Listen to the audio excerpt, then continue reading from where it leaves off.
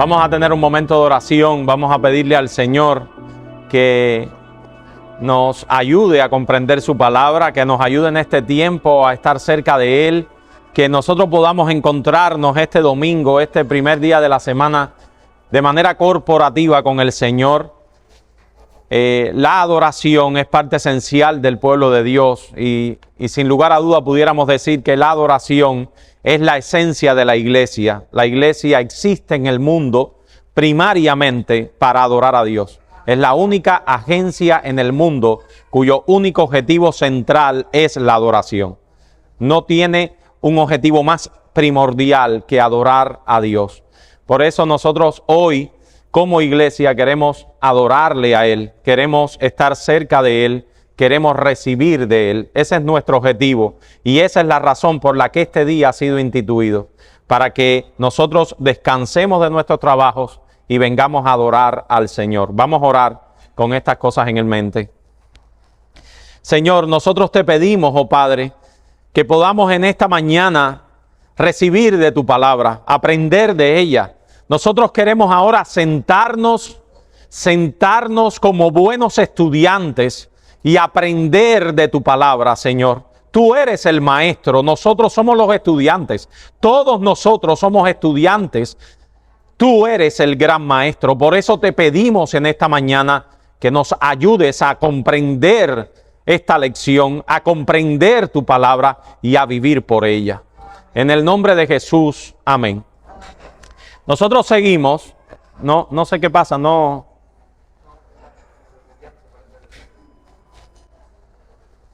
Entonces,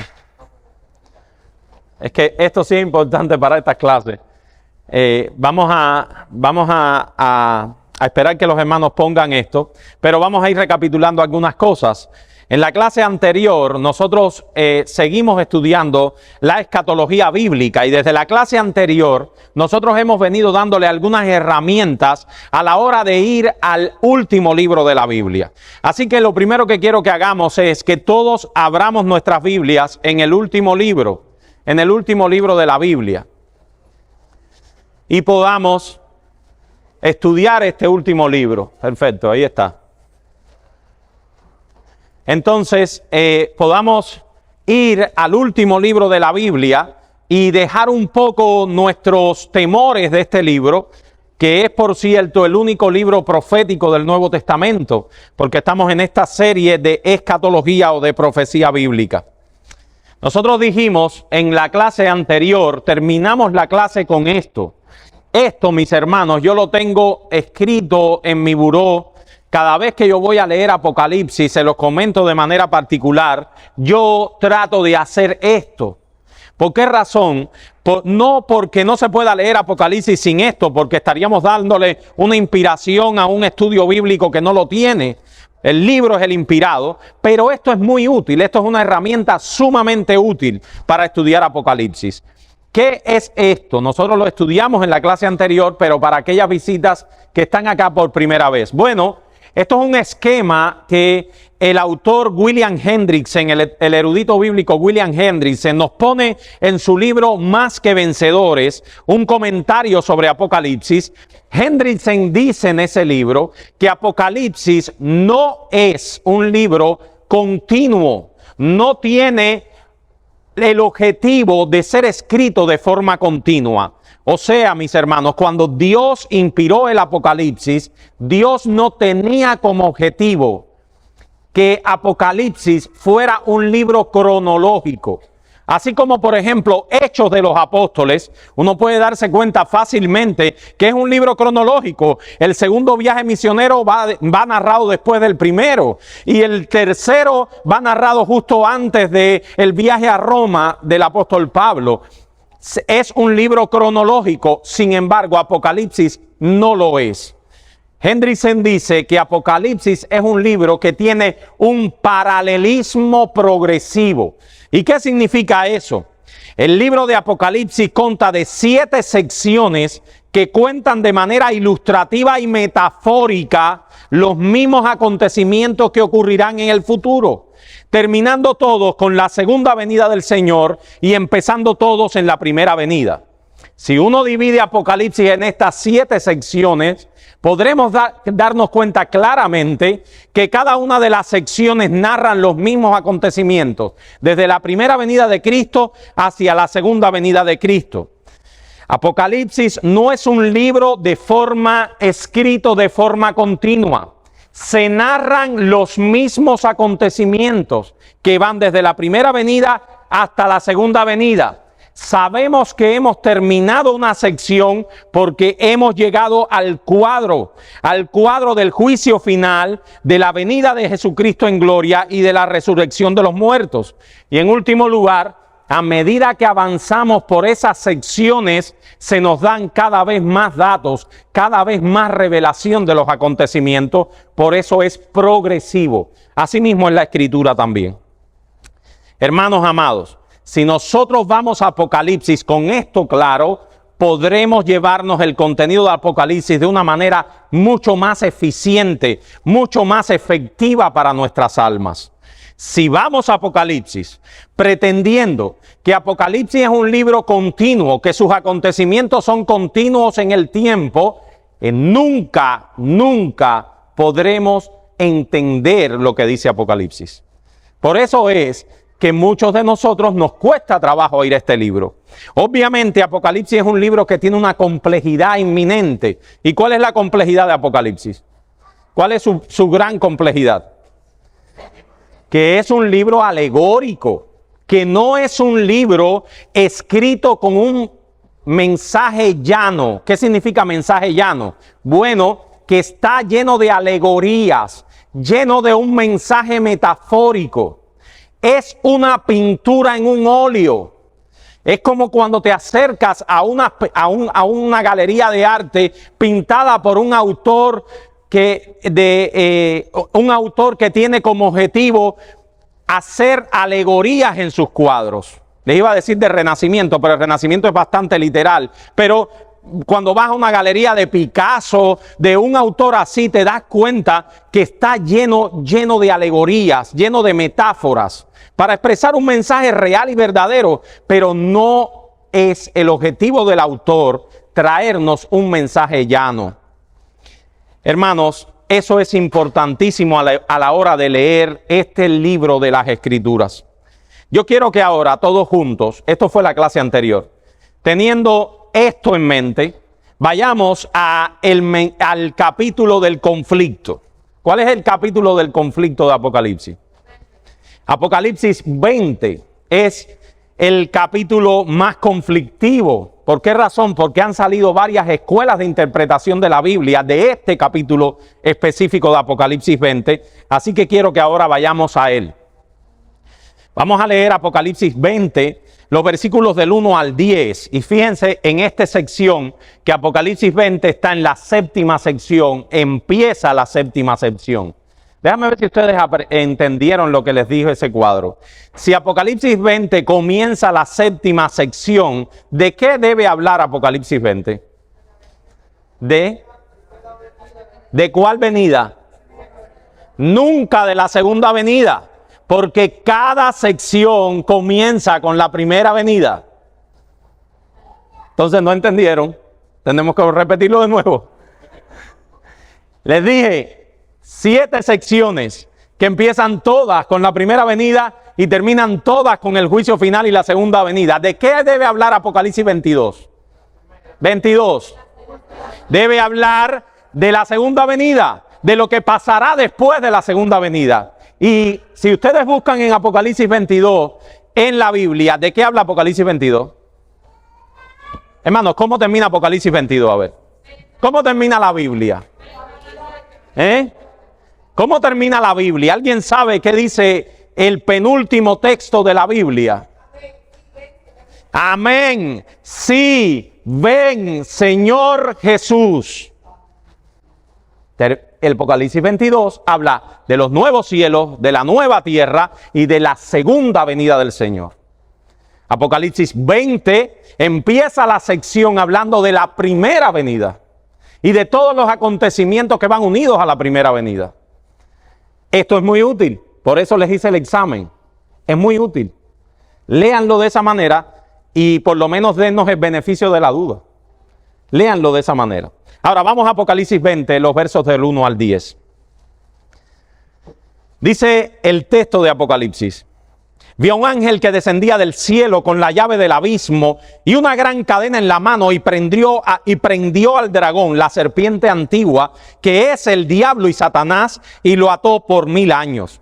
Y lo arrojó al abismo y lo encerró y puso su sello sobre él para que no engañase más a las naciones hasta que fuesen cumplidos 1000 años. Y después de esto debe ser desatado por un poco de tiempo.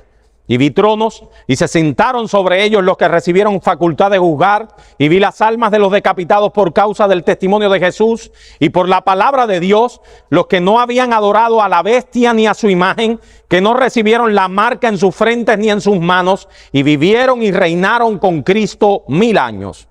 Pero los otros muertos no volvieron a vivir hasta que se cumplieron los 1000 años. Esta es la primera resurrección. Bienaventurado y santo el que tiene parte en la primera resurrección. La segunda muerte no tiene potestad sobre estos, sino que serán sacerdotes de Dios y de Cristo y reinarán con él 1000 años. Cuando los 1000 años se cumplan, Satanás será suelto de su prisión y saldrá a engañar a las naciones que están en los 4 ángulos de la tierra, a Gog y a Magog, a fin de reunirlos para la batalla, el número de los cuales es como la arena del mar. Y subieron sobre la anchura de la tierra y rodearon el campamento de los santos y la ciudad amada, y de Dios descendió fuego del cielo y los consumió, y el diablo que los engañaba fue lanzado en el lago de fuego y de azufre, donde estaban la bestia y el falso profeta, y serán atormentados de día y de noche por los siglos de los siglos.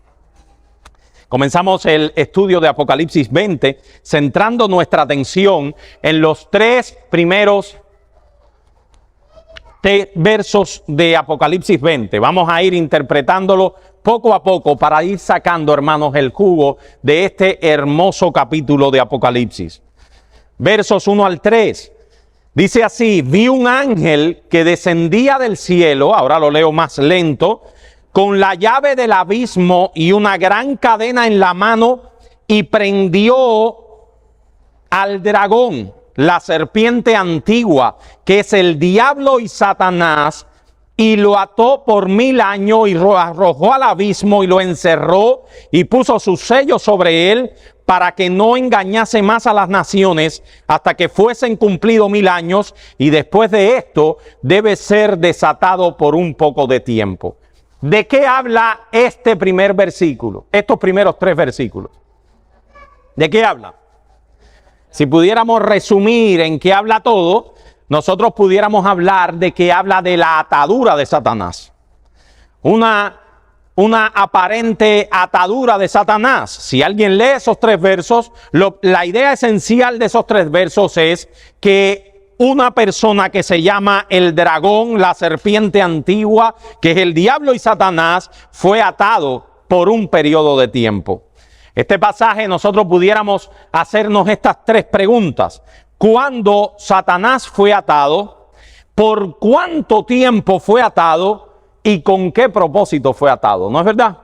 Los 3 versos de Apocalipsis, no se vayan de ahí, nos hablan de cuándo fue atado Satanás, por qué tiempo fue atado y con qué propósito fue atado el diablo. Primero, tratemos de responder la pregunta: ¿cuándo fue atado Satanás? Hermanos, nosotros creemos, para no darles mucho rodeo, que Satanás fue atado, ¿cuándo? Si es Apocalipsis 20, el primer versículo, ¿cuándo fue atado Satanás? En la primera venida de Cristo. Nosotros creemos que el Señor Jesucristo, cuando vino por primera vez a la tierra, instauró, una clase dimos sobre eso entera, un concepto importantísimo en toda la Escritura que se llama el reino de Dios. Si cualquiera de nosotros, les invito, si alguien no ha leído los evangelios, lee los 4 primeros evangelios, o sea, los 4 primeros libros del Nuevo Testamento, que son los evangelios, la vida de Jesús. La predicación de Jesús fue una predicación acerca del reino de Dios. La gran marque para que ustedes vean cuántas veces Jesús habla del reino de Dios. Y es prácticamente toda su predicación. Toda su predicación. Las parábolas que es una gran parte del mensaje de Jesús, se llamaban parábolas ¿de qué? Parábolas del reino.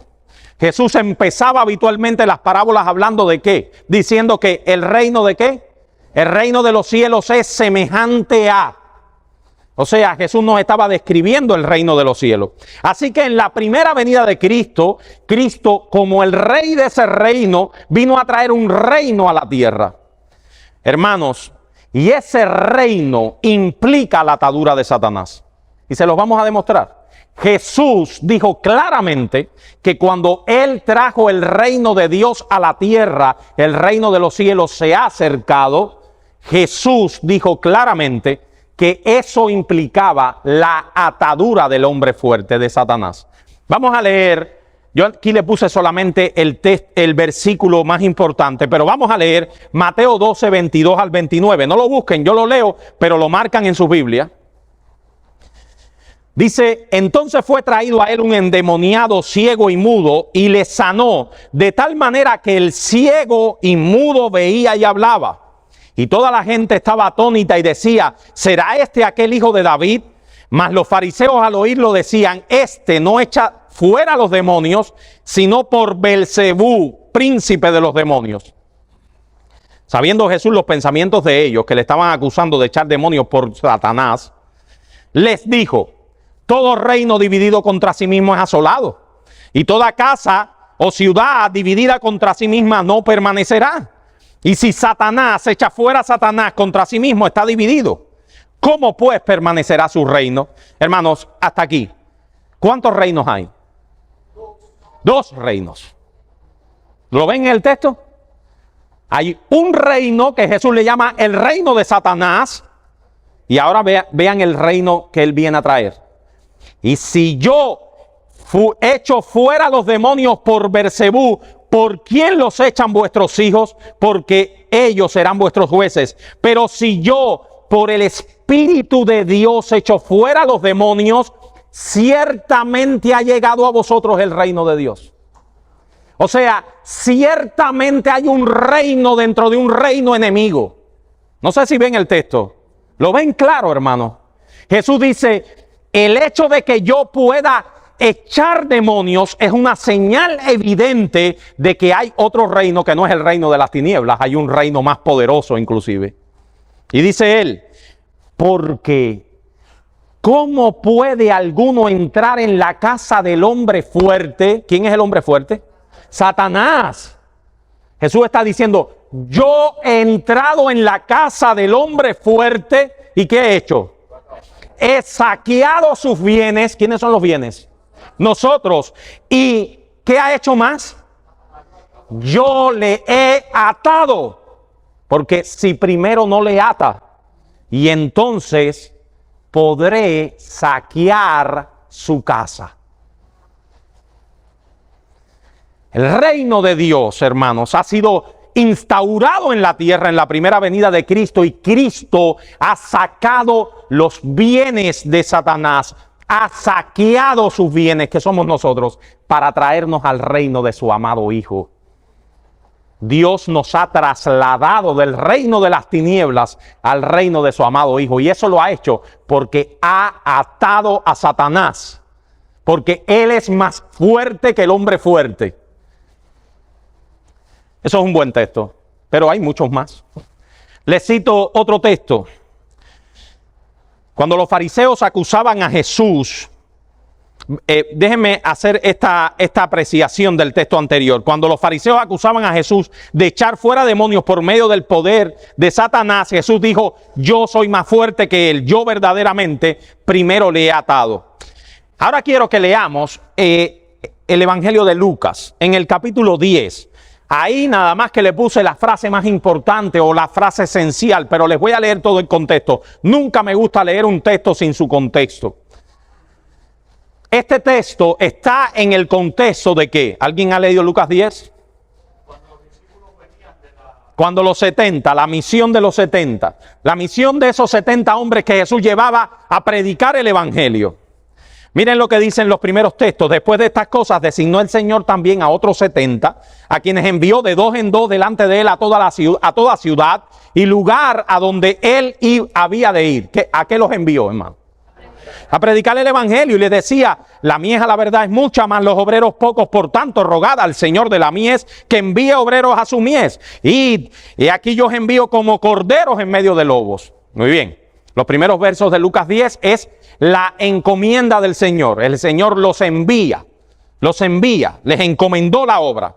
Ahora, ahí pasó un tiempo. Ellos predicaron el evangelio y en el verso 17 ellos regresan a Jesús. Volvieron los 70 con gozo diciendo: Señor, aún los demonios se nos sujetan en tu nombre. Y Jesús les dijo: yo veía a Satanás caer del cielo como un rayo. Hermanos, en el contexto de la predicación de los 70, en el contexto del evangelismo, ¿Jesús qué ve? Hermanos, podemos llamarle atado, podemos llamar caer del cielo, podemos llamarle como ustedes quieran, pero Jesús ve una victoria sobre Satanás. ¿No lo ven? Una victoria sobre Satanás. Jesús está diciendo: el hecho de que haya gente en el mundo que les oiga y que el evangelio sea recibido, porque ellos volvieron con gozo de que habían recibido el evangelio. Jesús dice, Jesús ve más allá, y Jesús dice, ve el mundo espiritual y dice: yo veo a Satanás siendo vencido. ¿Lo ven ustedes, hermanos?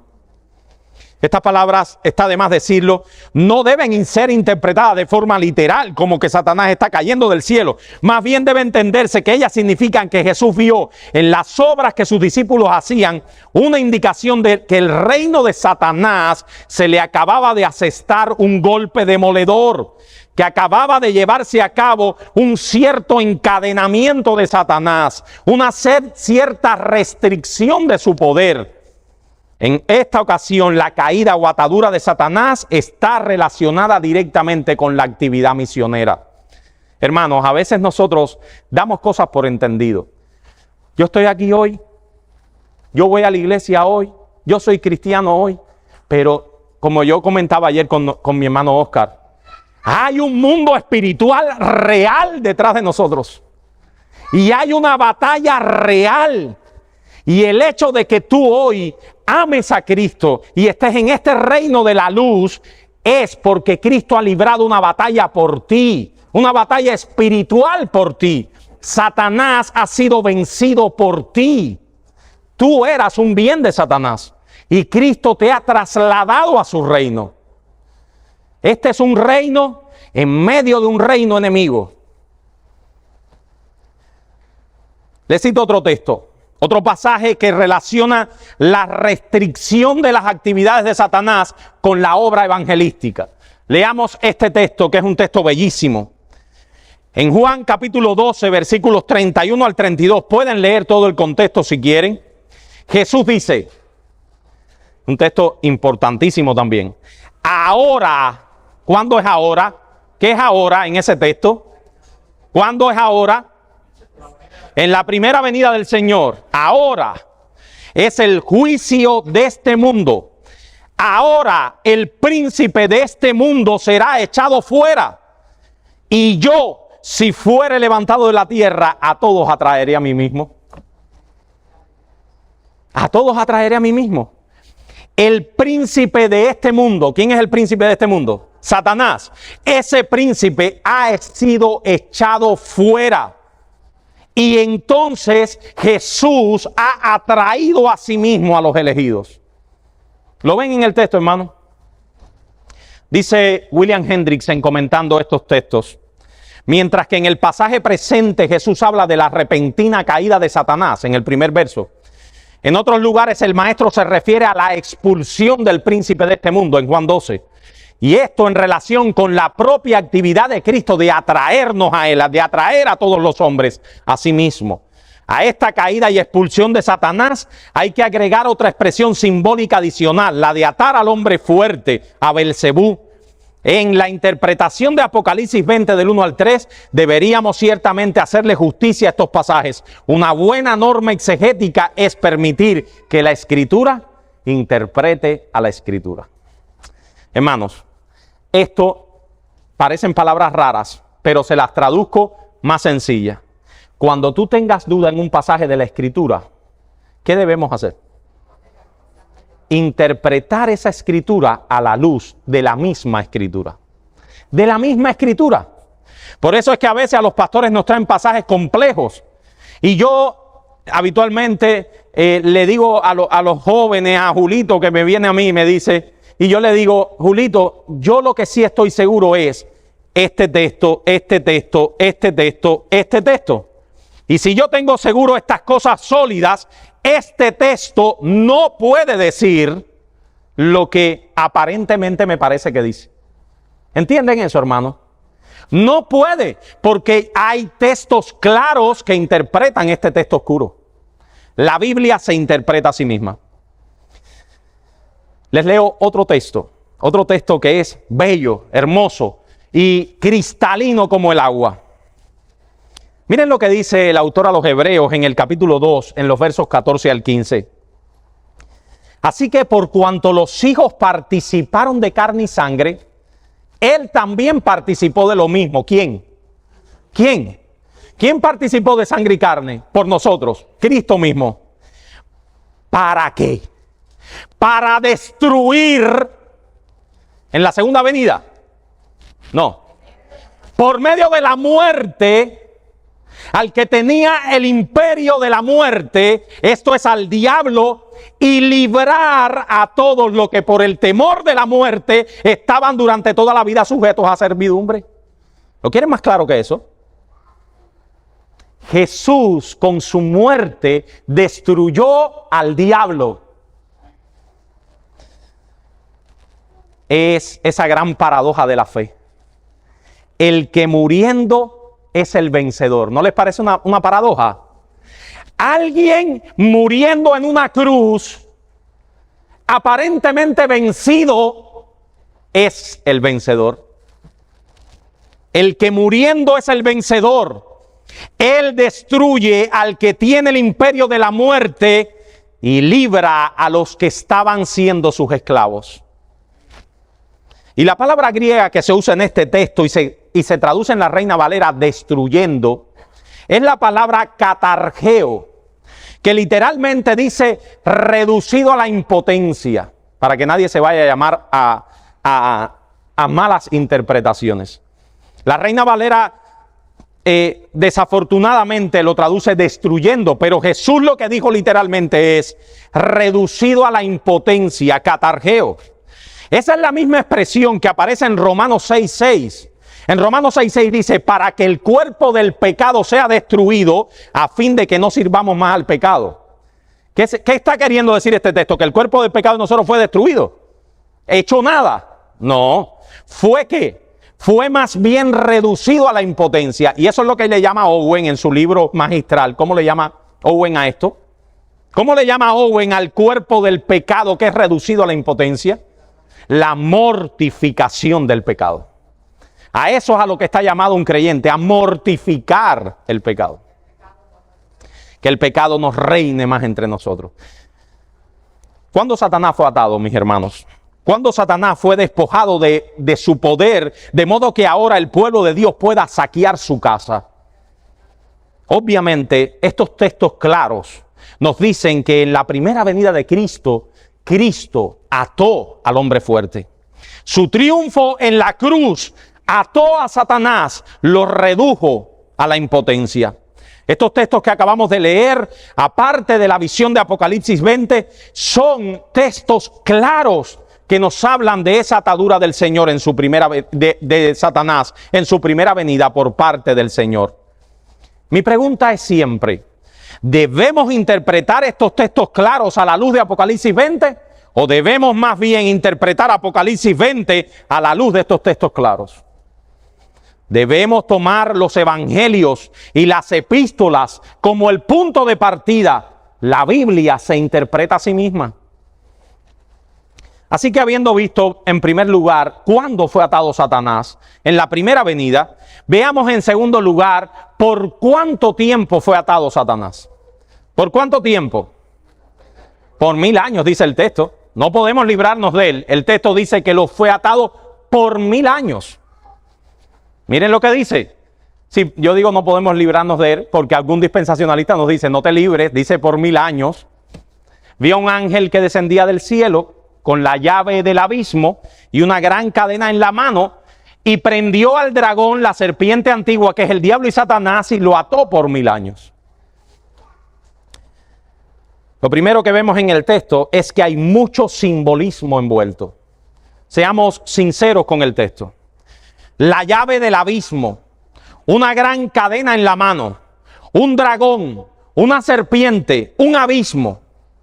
Todos los intérpretes, sean amilenialistas, premilenialistas, posmilenialistas, todos están de acuerdo de que no se trata de un dragón literal, como el que aparece en los muñequitos, en los dibujos animados. No se trata de eso. No se trata de una cadena literal con la que fue amarrado ese dragón. No fue arrojado a una cárcel literal o a un abismo literal. Todos estos son símbolos. Símbolos que señalan una realidad verdadera, pero siempre símbolos. Al menos en este punto todo el mundo está de acuerdo. La pregunta ahora es, si todas estas cosas simbólicas deben ser interpretadas simbólicamente, ¿por qué los 1000 años no pueden ser simbólicos también? Como alguien ha dicho muy adecuadamente, oigan esta frase, hermanos, si la prisión debe ser interpretada simbólicamente, ¿por qué no ha de ser interpretada simbólicamente la sentencia de prisión? Les hago la pregunta a ustedes. Si la prisión debe ser interpretada simbólicamente, las cadenas simbólicas, la prisión simbólica, el abismo simbólico, ¿por qué no ha de ser interpretado simbólicamente la sentencia de la prisión? Y de hecho, en un libro lleno de números simbólicos, los 7 candeleros, ¿verdad? Inclusive muchos buenos intérpretes han dicho que hasta el número 7 de las iglesias es un número que debe ser interpretado simbólicamente. Aunque se escribe a iglesias literales, es un número que tiene una implicación simbólica en Apocalipsis.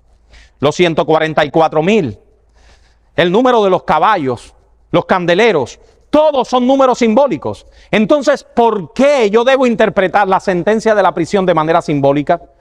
No es apropiado en un pasaje tan simbólico como este, en medio de un libro lleno de símbolos, interpretar un número de manera literal. Sobre todo cuando eso contradice muchos textos que sí están claros y que enseña que eso está ocurriendo ahora. Cristo dice que Satanás fue atado. Sus discípulos enseñaron lo mismo.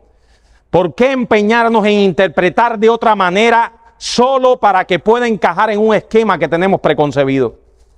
Hermanos, les doy una muestra más.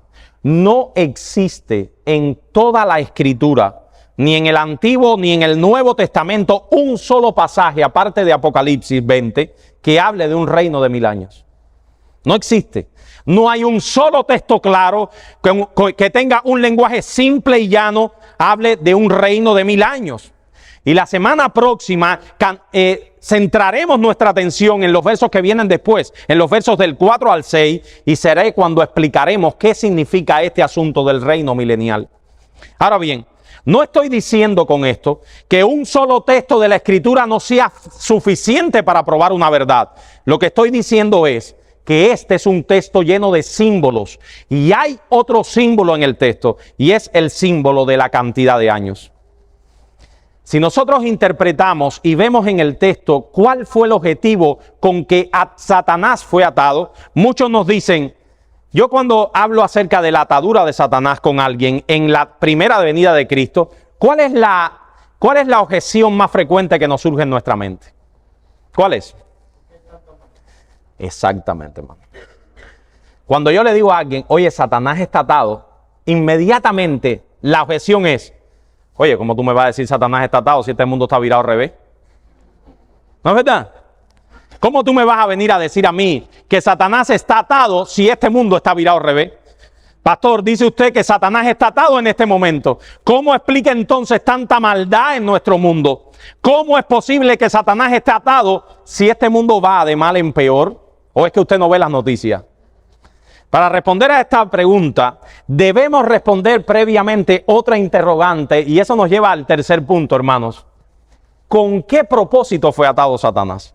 El problema es que cuando tú dices Satanás fue atado, siempre tienes que decir para qué. Porque si no dices para qué, estás dando una mala información o una información a medias. ¿Con qué propósito fue atado Satanás? Miren lo que dice el texto. Dice que lo arrojó al abismo y lo encerró y puso su sello sobre él para que no engañase más a las naciones hasta que fuesen cumplidos 1000 años, y después de esto debe ser desatado por un poco de tiempo. ¿Cuál es el objetivo por el que Satanás ha sido atado? Para que no engañase más a las naciones. Hay dos palabras claves en este texto, y es la palabra para que no engañase más a las naciones y la palabra que a veces se nos olvida, hasta que. ¿Qué significan esas dos cosas, hermano? Que Satanás ha sido atado por un periodo de tiempo. Y más bien es eso lo que Juan en Apocalipsis nos quiere transmitir cuando nos habla de los 1000 años. Y es que es un periodo largo, pero un periodo estricto. Un periodo que se va a acabar. Satanás va a ser desatado en algún momento de la historia. Y también sabemos cuál es el momento. Ya vimos que Satanás fue atado en la primera venida de Cristo y que aquí se nos revela el propósito para que no continuase engañando a las naciones. Antes de la venida del Señor, los gentiles se encontraban sumidos en densas tinieblas, ya que solo Israel tenía la luz de la revelación divina. Hermanos, antes que Jesús viniera al mundo, antes que Jesús trajera el reino a este mundo, la revelación de Dios estaba circunscrita a un pueblo, circunscrita a una nación. Inclusive esa revelación de Dios circunscrita a una nación era una revelación por medio de símbolos. En Hechos capítulo 14 versículos 8 al 18, el apóstol Pablo, predicando en Listra, dice lo mismo, tiene la misma idea. La idea de que el mundo estaba en tinieblas hasta que Cristo vino. En los versos 14 al 18 dice que cuando esta gente de Listra empezaron a tratar de hacer idolatría a Pablo y a Bernabé. Y cuando lo oyeron, Pablo y Bernabé rasgaron sus ropas y se lanzaron entre la multitud dando voces y diciendo: varones, ¿por qué me van a adorar? ¿Por qué me van a adorar? Nosotros también somos hombres como ustedes, que os anunciamos que de estas vanidades os convirtáis al Dios vivo que hizo el cielo y la tierra, el mar y todo lo que en ellos hay. En las edades pasadas Dios ha dejado a la gente andar en sus propios caminos. Pero ahora, y dice, si bien no se dejó a sí mismo sin testimonio, haciendo bien, dándonos lluvia del cielo y tiempo fructífero. O sea, el mundo entero estaba bajo tinieblas, solamente bajo la revelación general de Dios. Pero ahora Dios ha dado a su Hijo, y su Hijo es la luz del mundo. En los tiempos del Antiguo Testamento, hermanos, las naciones del mundo estaban bajo el dominio de Satanás. ¿Ustedes se imaginan vivir en un mundo que no conoce estas verdades? Que no conoce el Evangelio. En aquel entonces el pueblo de Israel era solo el recipiente de la revelación de Dios. De modo que ellos conocían la verdad de Dios respecto a ellos mismos, respecto a su pecaminosidad y respecto al modo en que debían obtener el perdón de sus pecados, pero solo el pueblo de Israel. Ellos lo hacían por medio de símbolos. Pero durante este tiempo, después de la primera venida de Cristo, las naciones de la tierra han conocido la verdad del Evangelio. Por eso el apóstol puede decir en Hechos 17:30 que Dios, habiendo pasado por alto los tiempos de esta ignorancia, manda a todos los hombres en todo lugar a que se arrepientan. Uno podría decir que durante este tiempo estas naciones eran engañadas por Satanás, así como nuestros primeros padres habían sido engañados por Satanás. Pero ahora nosotros tenemos el mensaje que salva a las naciones. Sin embargo, poco antes de la ascensión, Jesús nos dio una encomienda. ¿Cuál es? ¿Cuál es la encomienda que Jesús nos dio? Que este evangelio fuera predicado a todas las naciones, como testimonio a todas las naciones. ¿Y qué iba a pasar con el evangelio predicado a todas las naciones? ¿Alguien se acuerda Mateo 28 que dice? ¿Qué iba a pasar en el contexto de la predicación a todas las naciones? ¿Qué iba a pasar? Iban a ser discípulos. Iban a bautizar gente. Por lo tanto, el evangelio es un testimonio a todas las naciones. Hermanos, la razón por la que nosotros estamos aquí hoy es porque el evangelio, la luz del evangelio, pasó al mundo entero.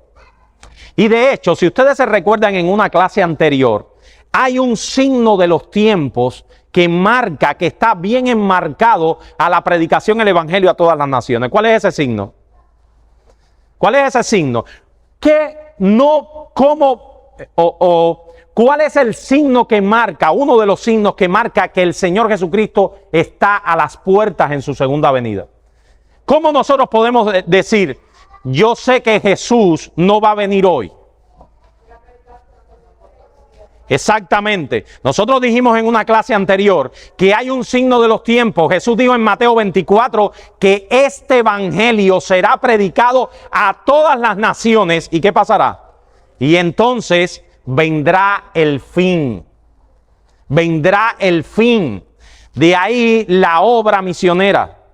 ¿Eso significa que todas las naciones se van a convertir? No. El evangelio es un testimonio a todas las naciones. Los elegidos que Dios tiene sobre la tierra vienen de todas las naciones. Con la llegada de Cristo y la expansión del evangelio, esas naciones que antes estaban a merced de Satanás, ahora han recibido la luz y Satanás ha sido restringido para que no pueda impedir el avance del evangelio. Satanás fue atado para que dejase de engañar a las naciones, en el sentido de que ahora no puede impedir que reciban la luz del evangelio. Así que quiero darles esto en bien grande, para que nadie vaya a irse con una idea equivocada. Él no está atado en todos los otros sentidos. Él sigue expandiendo su reino del mal en el mundo, pero no puede impedir que la empresa misionera de la iglesia continúe su proceso, su progreso en la tierra. Hermanos amados, el otro día vi una entrevista a un creyente en una red social, y él decía, pueden empeñarse en destruir la iglesia, nunca la destruirán. Y él le decía al entrevistador, recuérdate que ustedes no son los primeros que quieren destruir la iglesia. La iglesia la quiso destruir Hitler, la iglesia la quiso destruir Mussolini, la iglesia la quiso destruir Napoleón, la iglesia la quiso destruir el Imperio Romano, la iglesia la han querido destruir mucha gente y todos ellos están muertos y la iglesia sigue más viva que nunca. Hermanos amados, este es un reino indestructible porque tiene un rey indestructible, un reino que avanza indestructible sobre el mal. Nosotros a veces interpretamos el texto, ese texto que Jesús le dice a Pedro, que las puertas del Hades no prevalecerán contra la iglesia, y a veces nos imaginamos que es la iglesia del lado acá y los malos destruyendo las puertas de la iglesia y la iglesia resguardándose. Pero eso es lo que dice el texto. Esa es de nuestras malas interpretaciones. Las puertas no son las de la iglesia, las puertas son las de ¿quién? Las del Hades. Y es la iglesia la que bate las puertas del Hades. Así que el que está así no es la iglesia, el que está así es el diablo. En ese sentido es el que nosotros creemos que estamos en el milenio. ¿Por qué estamos en el milenio? Porque Jesucristo ha instaurado su reino entre nosotros, un reino indestructible, un reino que está poniendo en jaque la obra de Satanás. Satanás está tratando por todos los medios posibles de acabar con la iglesia, de detenerla. Y el hecho de estar atado no quiere decir que está completamente anulado. Un león atado puede hacer mucho daño, solo que su radio de acción ha sido limitado al alcance de su cadena. Y el alcance de la cadena del diablo son los elegidos de Dios. Jesús le ha atado para salvar a todos sus elegidos de los 4 puntos cardinales de la tierra. Satanás continúa atacando la iglesia, pero no podrá detenerla a pesar de su poder. ¿Por qué? Porque ya Jesús le ha atado. Hermanos, esto quiere decir, y esto tiene que traer un gran consuelo para los cristianos en nuestro tiempo. Pero eso trajo un gran consuelo para los cristianos en el tiempo de Juan. No podemos perder de vista que Apocalipsis es una carta escrita a gente y a gente que estaban sufriendo por su fe. Y Juan y el Espíritu Santo, más que Juan, quería alentar a aquellos creyentes y decirle, oye, aunque a ustedes los maten, este reino es indestructible. Y después vamos a ver un poquito más adelante en los versículos del 4 al 6 que también Jesús les dice, aunque ustedes los maten, matarán su cuerpo, pero su alma no pueden matar. Y después vamos a ver en el verso del 6 al 10 que le dice, aunque ustedes los maten, ustedes tienen en los cielos reservada una herencia eterna, preservada para siempre para ustedes. Y ese es el gran mensaje de Apocalipsis. Por eso es que no le tengamos miedo a este bellísimo libro del Nuevo Testamento. Esa es la enseñanza del Señor en Mateo capítulo 24, versículo 14, donde Jesús dice, y yo les exhorto a que lean el capítulo 24 completo, dice, y será predicado este evangelio del reino en todo el mundo para testimonio a todas las naciones y entonces vendrá el fin. Y yo le hago una pregunta al texto, ¿el fin de qué? ¿De qué Jesús está hablando en Mateo 24? Los que estuvieron en clases pasadas, ¿saben de qué está hablando? ¿De qué es el fin? ¿El fin de qué? Ahí no dice del milenio, en el texto dice el fin de qué? Del siglo. Porque nosotros dimos una clase aquí, si quieren óiganla en YouTube, donde la escatología de Jesús es una escatología de 2 siglos. Y la palabra siglo tampoco debe ser tomada de manera literal, porque la palabra siglo es la palabra griega aion, que simboliza era, que significa mundo, que significa era, que significa época, que significa sistema de cosas. Entonces vendrá el fin de este sistema de cosas, precedido de la predicación del evangelio a todas las naciones. Y es muy interesante, mis hermanos, y ahora quiero que si ya estamos terminando casi, o ya estamos más de la mitad de la clase, quiero que comparemos el mensaje de Apocalipsis con el mensaje de Mateo 24. Y si usted tenía duda de todo lo que estoy diciendo, yo creo que si es sincero con la Escritura se le quitarán las dudas. Les pido que busquemos Apocalipsis 20, el 1 al 3. Lo he leído ya 3 veces, esta es la tercera vez que quizás lo lea.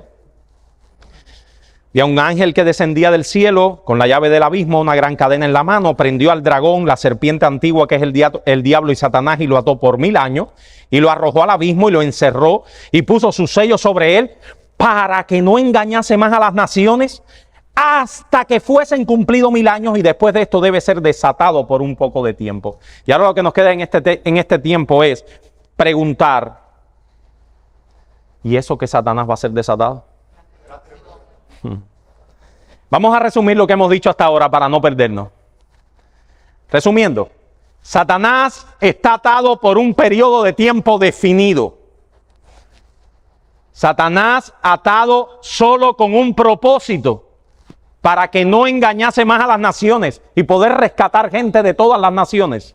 Y Satanás al final de ese periodo desatado. Será desatado por un poco de tiempo. Desatado por un poco de tiempo. No olvidemos esas palabras. Desatado por un poco de tiempo. Vamos a leer Mateo 24. Miren si Jesús no enseñó esto mismo en un mensaje llano y literal. Comparemos el mensaje alegórico de Apocalipsis 20 con el mensaje llano y literal de Jesús en Mateo 24. Y díganme ustedes si no debemos interpretar Apocalipsis 20 a la luz de Mateo 24. Porque habrá entonces gran tribulación, cual no la ha habido desde el principio del mundo hasta ahora ni la habrá. Y si aquellos días no fuesen, ¿qué? Acortados. ¿Por cuánto tiempo Satanás va a ser desatado? Por un poco de tiempo. Nadie sería salvo, mas por causa de los escogidos, aquellos días serán acortados. Entonces, si algunos dijeren, mirad, aquí está el Cristo, o mirad, allí está, no le creáis. ¿De qué está hablando? ¿De la primera o la segunda venida? De la segunda venida. Porque se levantarán, ¿cuándo se levantarán falsos cristos? ¿De qué está hablando Jesús? un poquito antes de la segunda venida, en la gran tribulación, se levantarán falsos cristos y falsos profetas. ¿Quién fue atado en la primera venida? El diablo. Y si vemos el contexto de Apocalipsis, en Apocalipsis 4 dice que fue atado el falso profeta. Y harán grandes señales y prodigios de tal manera que engañarán. ¿Para qué había sido atado Satanás? Para que no engañara. ¿Con qué objetivo será desatado? Para que engañe. De tal manera que cuando Satanás sea desatado en ese periodo, se levantarán falsos cristos, falsos profetas. ¿En qué relación tiene eso? ¿Qué hará el falso profeta? Engañar. De tal manera que si fuera posible, su engaño será tan terrible que si fuera posible engañar a los escogidos. Eso es una hipérbole. No será posible engañar a los elegidos. Pero esa será su función, engañar, porque Satanás ha sido desatado para que ahora engañe. Ya os lo he dicho antes, así que si os dijeren, mirad, está en el desierto, no salgáis. O sea, si alguien me dice, ay, Cristo vino ya, no salgáis. Mirad, está en los aposentos, no le creáis. Porque como el relámpago que sale del oriente y se muestra hacia el occidente, así será también la venida del Hijo del Hombre. Cuando Cristo venga por segunda vez, nadie va a poder decir, ay, ¿te enteraste? Cristo vino, te dijo la vecina. Eso no existe. Eso no existe. Será manifiesta, porque donde quiera que estuviera el cuerpo, allí se juntarán las águilas. Esa es otra hipérbole, otra metáfora, alegoría. O sea, cuando hay un cuerpo, uno ve las auras tiñosas volando arriba. Todo el mundo la ve. Así que, hermanos, Satanás fue atado para que las naciones fueran evangelizadas, expuestas a la verdad. Lo vimos en Juan 12, en Mateo 10, lo vimos en Lucas. Para que las naciones fueran evangelizadas, expuestas a la verdad. Satanás desatado por un corto periodo de tiempo, periodo de tribulación, de engaño, de apostasía, de anticristo. Y si quieren saber un poco más de detalle del anticristo, de la apostasía, vean clases anteriores. Veamos ahora nuestro esquema nuevamente. Quizás la visita digan, pero este esquema, ¿qué cosa es? Esto es lo que nosotros creemos que es la escatología bíblica. Veamos un momento. Esta raya indica la vida, ¿verdad? En la primera venida del Señor se instaura el reino de Dios, la era de la iglesia, lo que Apocalipsis le llama el milenio. Y en esa era de la iglesia en donde estamos, Satanás ha sido atado para que no engañe más a las naciones, de tal manera que, amado, y nuestros hermanos que salieron a evangelizar ayer puedan hacerlo y pueda gente aceptar ese mensaje. Satanás está atado en el presente tiempo de la iglesia porque Jesús lo ató en su primera venida. Pero esto lo vamos a ver en la clase que viene. Los que morimos en este tiempo, ojalá y yo no muera, vea a Cristo en la segunda venida. Pero, porque ese era el deseo también del apóstol Pablo. Los que morimos durante este tiempo, nuestras almas viven y reinan con Cristo en los cielos. Lo vamos a ver de los versos 4 al 6 de Apocalipsis. Se lo vamos a demostrar que cuando Apocalipsis habla del verso 4 al 6, habla de este tiempo. Nuestras almas viven y reinan con Cristo en los cielos. Pero este tiempo, mis hermanos, un poco antes de la segunda venida de Cristo, Satanás será desatado por un poco de tiempo. Y ahí vendrá lo que nosotros le llamamos la gran tribulación. Nosotros no, Jesús en Mateo 24, la gran tribulación. Durante el tiempo de la gran tribulación estarán la apostasía, el falso profeta y el anticristo. Véanlo en clases anteriores. ¿Y qué es lo que acabará con la gran tribulación? Jesús lo dice. Jesús lo dice en Mateo 24. La tribulación será tan terrible que la gente va a empezar a decir, se le van a levantar falsos cristos, la gente va a empezar a decir que su regreso ya está. Pero Jesús dice que lo que va a acabar la gran tribulación es su segunda venida en gloria, la resurrección de los muertos y el juicio final. Y así pasaremos a la eternidad, para estar para siempre con el Señor. Hermanos, díganme sinceramente si ustedes no ven esto en el Nuevo Testamento. quiero terminar con una palabra de exhortación y conclusión. ¿Qué aprendemos de todo esto? ¿Qué aplicación práctica? Tiene muchas, pero yo quiero darles una en esta mañana, antes de terminar esta clase. Este es el siglo misionero de la iglesia. Este es el tiempo para el evangelismo. Estamos en el siglo misionero de la iglesia. Este es el tiempo para el evangelismo. Todo esto, mis hermanos, nos enseña que este siglo es el siglo misionero del reino de Dios. Ahora, como en ningún otro tiempo de la historia, después de la segunda venida de Cristo, de la primera venida de Cristo, debe el evangelio del reino ser proclamado en todo el mundo. Y Satanás no podrá detener que esto ocurra. Tenemos todas las garantías. Iglesia, tú tienes todas las garantías para predicar el evangelio. Jesús ha atado al hombre fuerte de tal manera que ahora tú puedas saquear sus bienes. El reino de Dios ha sido inaugurado y estamos en una cosa que Jesús habló en la parábola del sembrador. ¿Alguien se acuerda en qué etapa de la parábola del sembrador estamos? ¿Alguien que haya leído la parábola del sembrador o la haya estudiado? En la etapa de la siembra. En eso, en la etapa donde regamos, sembramos. Estamos en la etapa de siembra. No hemos llegado a qué etapa? A la siega. Por lo tanto, Satanás ha sido limitado, ha sido atado para que no continúe engañando a las naciones en una completa oscuridad.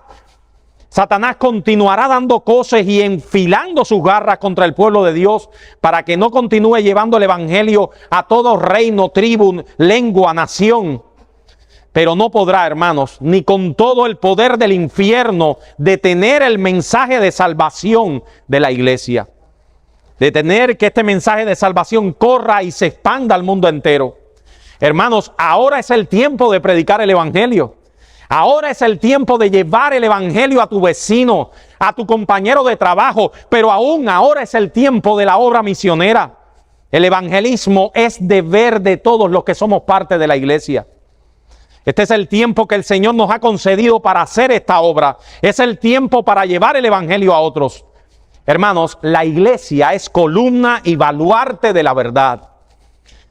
La iglesia es el único instrumento que Dios tiene en el mundo para la defensa y proclamación de la verdad. La iglesia es el único instrumento que existe en el mundo para la proclamación y defensa de la verdad.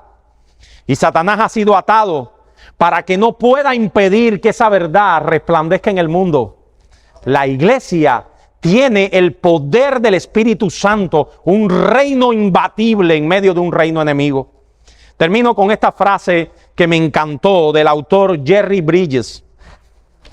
Él dice, ese es el texto de Mateo 28, lo que estaba inspirado en estas palabras. Y dice Jerry Bridges, el evangelio no solo es el mensaje más importante en toda la historia, sino que es el único mensaje esencial de toda la historia. Nosotros somos depositarios del mensaje esencial de la humanidad. El único mensaje esencial de este mundo. El único, mis hermanos. No hay un mensaje más poderoso, más esencial, más imprescindible para la vida del mundo que el mensaje del evangelio. Por lo tanto, estamos llamados a proclamarlo. Vamos a orar y vamos a pedirle al Señor que nos ayude a poder proclamar su palabra en este tiempo de la siembra, a poder proclamar su evangelio y a estar prestos a proclamar su verdad a todo aquel que demande razón de la esperanza que hay en nosotros. Vamos a orar. Señor, nosotros te damos gracias por este tiempo. Gracias por tu bendita palabra. Gracias por la luz de tu palabra. Por la luz que emana de ella, porque es luz y es vida. Padre, ayúdanos y danos toda la entereza. Ayúdanos a separar nuestro tiempo para proclamar tu evangelio, que sintamos carga en nuestros corazones por cada persona que conozcamos que no hemos hablado tu verdad. Padre, ayúdanos a ser portadores y proclamadores de tu verdad. El evangelio, oh Señor, es nuestro tesoro. Y es un tesoro que debe ser compartido.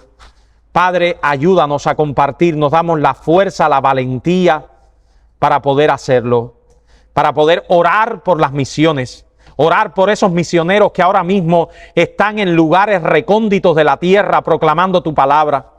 Oramos por ellos, Señor. Oramos por los misioneros que están en los países islámicos. Oramos por los misioneros que están en China. Oramos por los misioneros que están en África. Por los misioneros que están en lugares recónditos de la tierra. Por los misioneros que se están escondiendo ahora mismo por la persecución de un diablo atado, pero que aún cruje por tratar de parar este reino. Oramos por ellos, Señor. Dales fuerzas, dales vida para proclamar tu mensaje. Oh Padre Santo, te rogamos en el nombre de tu Hijo que tú extiendas tu palabra a todo este mundo. Y te pedimos, oh Señor, que nosotros seamos también parte de esa obra. Te lo rogamos en el nombre y por los méritos de Cristo. Amén.